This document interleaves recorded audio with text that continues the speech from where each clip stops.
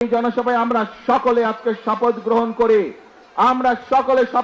করি, সকলে প্রতিজ্ঞা করি যে দেশের স্বার্থের বিরুদ্ধে যারা কাজ করবে, যারা বিশৃঙ্খলা তৈরি করবে, যারা জনগণের স্বার্থে নেওয়া বিভিন্ন কর্মসূচি বাধাগ্রস্ত করবে, তাদেরকে জনগণের সকল শক্তি নিয়ে তাদেরকে প্রতিরোধ করবে।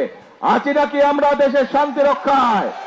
আসুন, যে কোনো মূল্যে আমাদেরকে দেশের শান্তি রক্ষা করতে হবে। আমরা দেখছি এই সংকটের সুযোগ নিয়ে কিছু সংখ্যক ব্যক্তি রাজপথে বিশৃঙ্খলা তৈরির চেষ্টা করছে।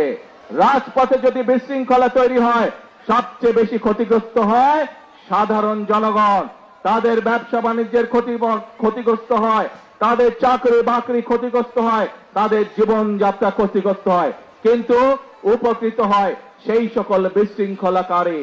প্রিয় ভাই বোনেরা, প্রথমেই আমি আপনাদের সামনে বলেছি, আমাদের লক্ষ্য হচ্ছে আগামীতে একটি ওয়েলফেয়ার স্টেট গঠন করা, একটি কল্যাণমুখী রাষ্ট্র গঠন করা, এবং সে কারণে আমরা কি কি পদক্ষেপ গ্রহণ করছি আপনাদের সামনে আমি তুলে ধরেছি।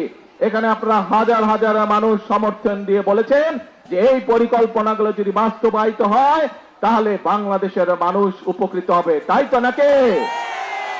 তাহলে প্রিয় ভাই বোনরা, আজকে এই বক্তব্যের শেষে এসে আপনাদেরকে বলতে চাই, আপনারা যে সমর্থন দিয়েছিলেন 12 ফেব্রুয়ারি নির্বাচনে, সেই সমর্থনের উপরে আপনারা আস্থা ধরে রাখুন।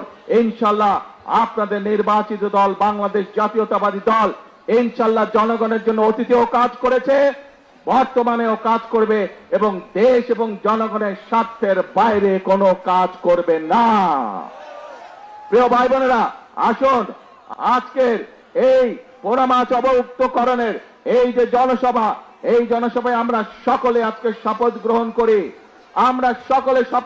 করি, সকলে প্রতিজ্ঞা করি যে দেশের স্বার্থের বিরুদ্ধে যারা কাজ করবে, যারা বিশৃঙ্খলা তৈরি করবে, যারা জনগণের স্বার্থে নেওয়া বিভিন্ন কর্মসূচি বাধাগ্রস্ত করবে, তাদেরকে জনগণের সকল শক্তি নিয়ে তাদেরকে প্রতিরোধ করবে। আছি নাকি আমরা দেশের শান্তি রক্ষায়?